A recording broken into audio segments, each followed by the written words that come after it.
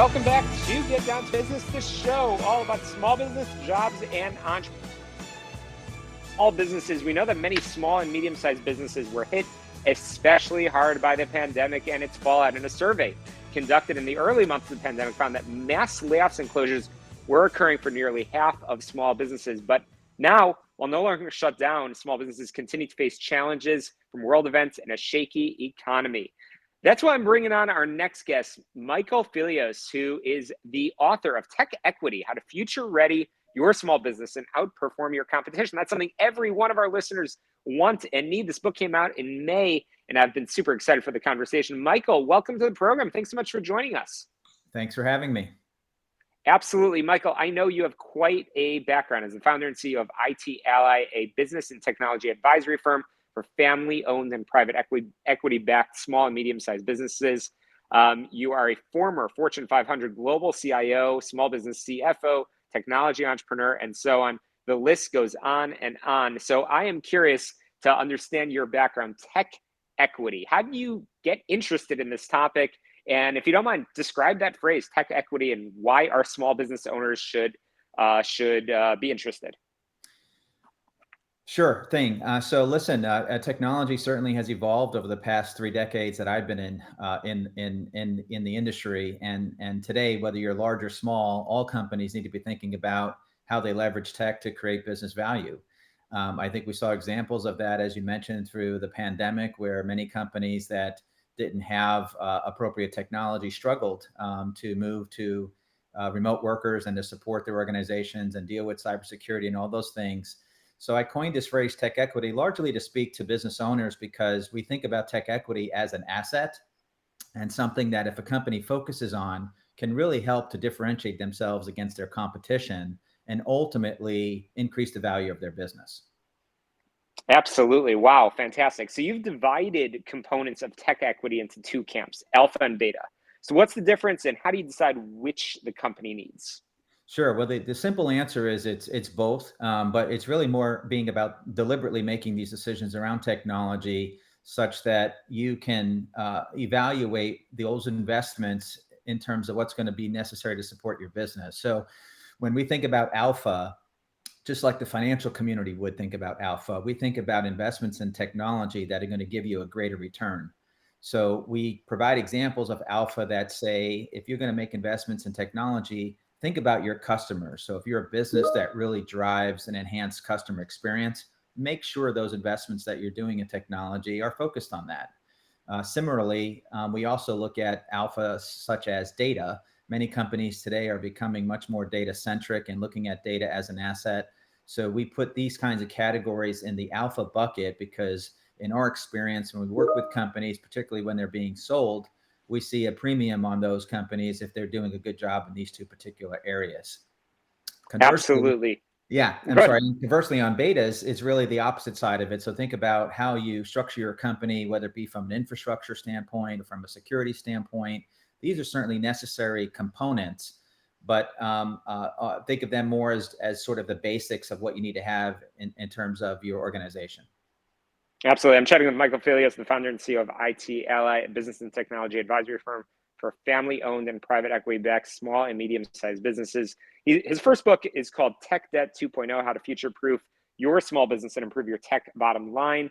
And a new book, Tech Equity, How to Future-Ready Your Small Business and Outperform Your Competition. So, Michael, you've got quite an interesting background and really appreciate your expertise on this topic.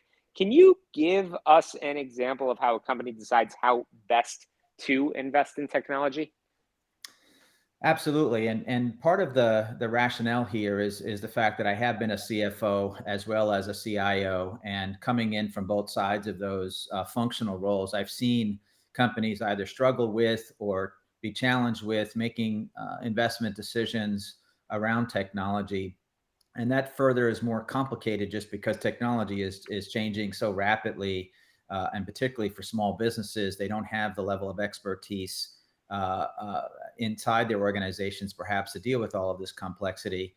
So the first thing we like to recommend is to make sure that when you're making technology investments, just keep in mind what you're trying to achieve from a business perspective, first and foremost. So if you're in a growth mode and you're a company that's looking to expand, you've got to make sure that your technology investments are commensurate to support that. So it's pretty fundamental when we think about it. And we like to think about your technology asset as a portfolio, which should have a balance and a mix of things that are there to support protecting your organization in the form of cybersecurity capabilities, but also driving efficiency and automating processes and making sure that you're digitally sound, particularly in today's modern technology environment. Absolutely. Really interesting. And I think that that's something that's relevant to many of our small business owners indeed. So I know you're really passionate about this topic. And so I'm curious, what sort of an investment do small and medium-sized businesses need to make to stay future ready from your perspective? Yeah, it's another question where I think it's very situational depending on the nature of your business. Some companies today are completely online and digital. Therefore, their interactions with their customers need to be frictionless and need to be seamless and integrate with the way that they serve products and services to those entities. I think there are certain industries that lend themselves more towards having technology as an asset compared to others, more traditional businesses that perhaps might not look as tech in the same way. I would argue that in today's modern, contemporary companies, small or large, certainly technology plays an integral role. It means that the leadership of those organizations, whether it be an individual founder or a family-owned business or a large corporation, need to really think through the way that they plan and execute their technology investments, and make sure that first and foremost, they're in concert with their business objectives and also helping them to achieve those goals as that company grows. And ultimately, in the private sector, when those businesses are sold, we're going to get the most valuation for those companies. Okay, well, we're running out of time, and you talk about a term which I found really interesting, and I know it's one of the pieces of advice that you recommend that every business have, and that's a tech equity influencer. Tech equity influencer. That's not one of the things that they teach in Small Business 101. So that's why I wanted to talk about it over here. What is that tech equity influencer, and again, why does every business need to have one? Sure. I mean, again, it's a play off of sort of today's influencer role that we see often in social media. So inside of a company, a tech equity influencer could be the CFO. Often the CFO is concerned with cost reduction and making sure they're spending money in the right ways. And in many small businesses, the IT organization often reports to the CFO. So you need to make sure that you've got an influencer there on your side that's going to help you really understand those investments, support those investments, and not just think about IT as a necessary evil that we can just take cost out of. Similarly, we work a lot in private equity, as you mentioned. Influencers can also come from your business owners and investors, that if they are more in tune with technology and understand the value of technology, they can really help you drive investments that are going to help to increase your business value, which ultimately is what private equity firms do. They buy and sell companies. So influencers can be within your organization, they can be outside of your organization, and it's just important to know who those stakeholders are and bring them into the conversation and ensure that they are aligned and fully supporting what it is you're trying to accomplish from a tech perspective. Absolutely. I've been chatting with Michael Fillios, the founder and CEO of IT Ally. And again, the new book is called Tech Equity: How to Future Ready Your Small Business and Outperform Your Competition. Michael, how can we get in touch with you and your team and, of course, pick up a copy of the book? Sure. Well, you can certainly visit us online at itallyllc.com. There you can find information on our company and our services, and of course, the thought leadership that you reference with the books and other tools that we make available. We also have the itallyinstitute.org, which is another entity that leverages a lot of our researches and publications to support our target audience. And personally, you can reach me at michael.fillios@itallyllc.com. Awesome. Fantastic. Michael, really enjoyed our conversation. Appreciate you coming on the program.